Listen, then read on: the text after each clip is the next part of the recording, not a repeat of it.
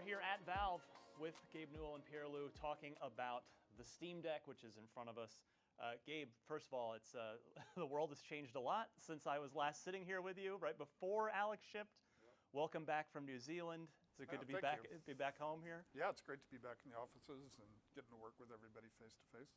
So the Steam Deck, we've been spending a couple days with it, and I'm really happy to be sitting down here with you. I'm curious, how did the idea for this first reach your ears? What was sort of the first moment where this came up to you? Well, a lot of times the conversations we're having internally are about, what can we contribute? How are we adding something to the PC gaming community?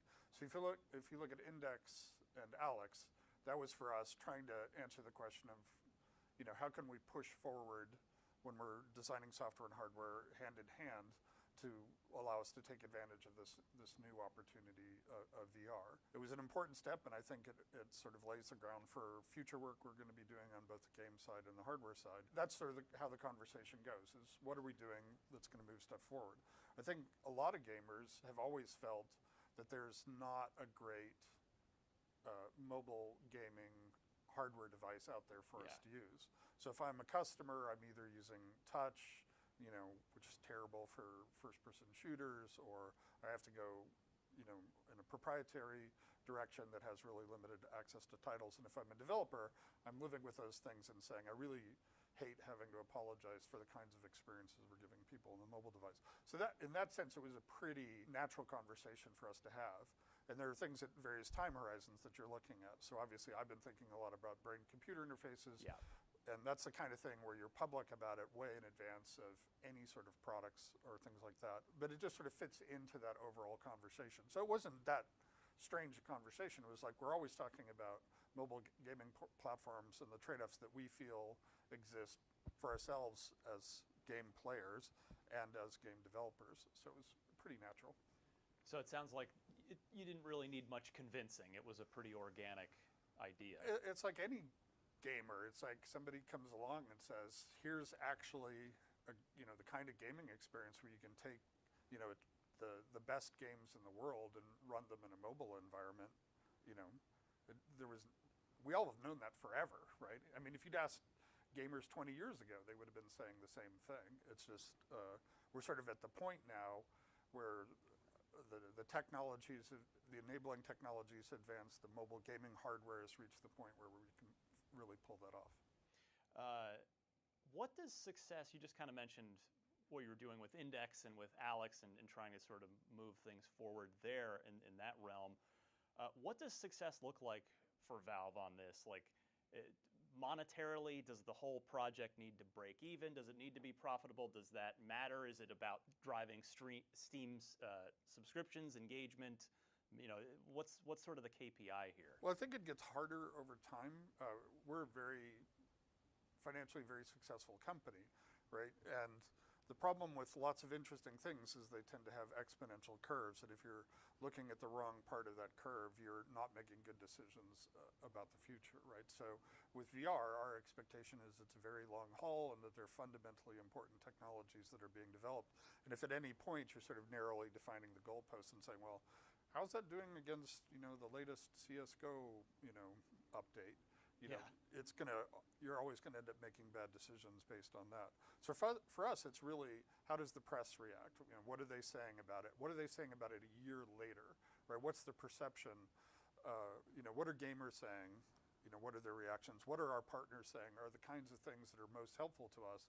Because our assumption is these are long-term decisions that we're making about how we can contribute to the health and the vitality of this ecosystem. And we're always going to be successful as long as that's continuing to happen.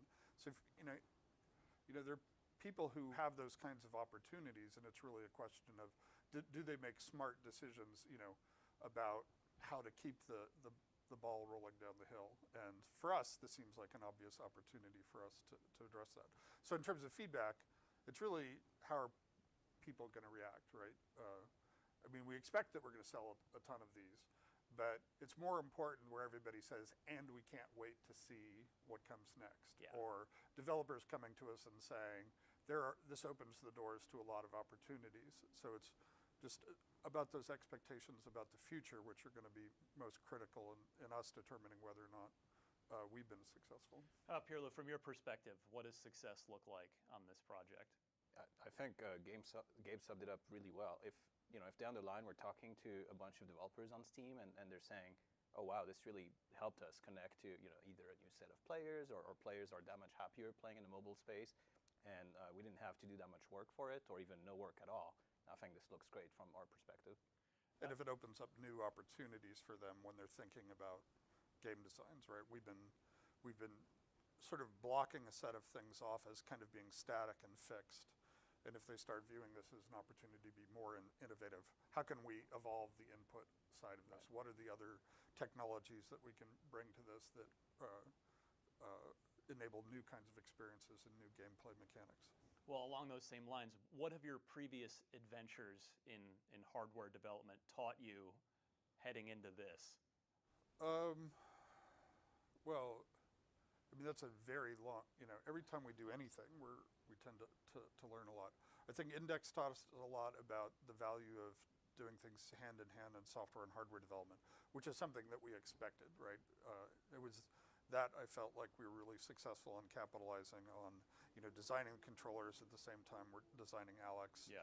Trying to do stuff in a game really informs that. A lot of the technologies we've developed in some of these other hardware devices, like the game controller, applies directly to this. The learning curve has to be zero, right? You just have to be able to hand something to them and they say, oh, I know how this all works, right? It's like, oh, look, it does exactly what I expected. I used the touchscreen and it, worked properly. I'm used to, let's say, an Xbox controller. Oh, this behaves exactly how I'm expecting and the games are working. So that's an example of something that we learned there. Price performance is going to be one of the critical factors in the mobile space. And so we've had to be very aggressive in terms of pricing on the deck. Well, speaking of which, I think this is the part where you get to tell me the price, because the audience will know by now, by the time this interview's up, but we've been seeing everything, and so we've actually been curious while we've been here. Now we know that there are multiple versions, all not teraflop-wise, not power-wise, but just we've got this different storage levels. So what is the price level here? The three price points are $399 for 529 and 649. And the only difference between those is the amount of storage and the speed of the storage. So as you go bigger, we're also making it faster. Yeah, and you've got an NVMe drive in there. Yep. Yeah. And so that's the difference. But all of the other characteristics, in terms of the gaming performance that you're going to get, they're going to be identical.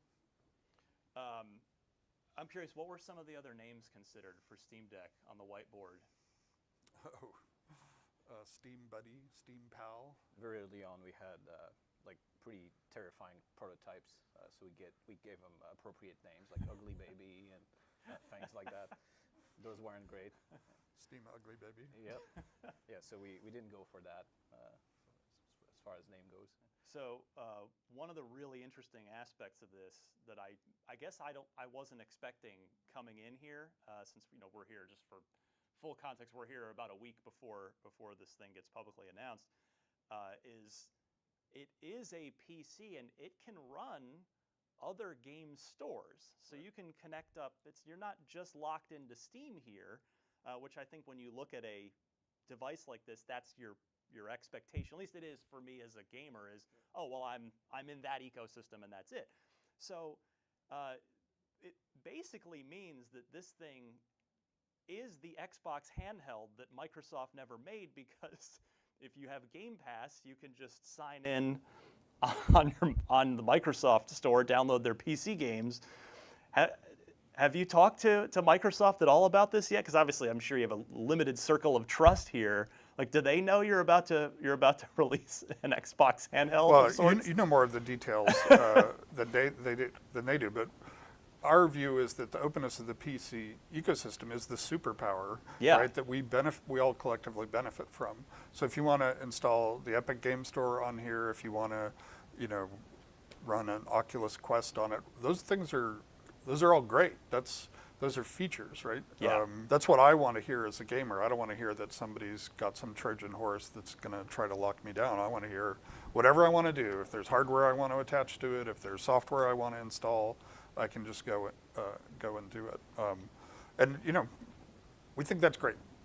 Yeah, all the people working on this product are PC users themselves, right? And we know that there's tons of value that is not necessarily on Steam that we use on a daily basis, either in gaming or non-gaming users. So we would have been pretty bummed to try to deliver something that's essentially just a portion of what PC is all about.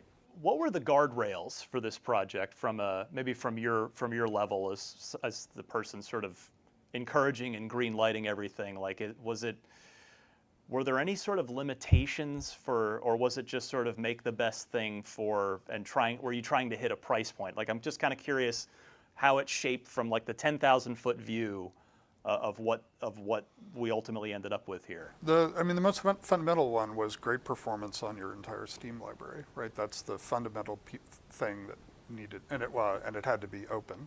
And then that was the thing. It's just like, I want to be a gamer who's used to playing, PC games. I want to pick this up and says, oh, it all works. Yeah. It's all fast. And then price point was secondary and painful, but that was pretty clearly a critical aspect to it. But the first thing was the performance and the experience was the biggest and most fundamental constraint that was driving this.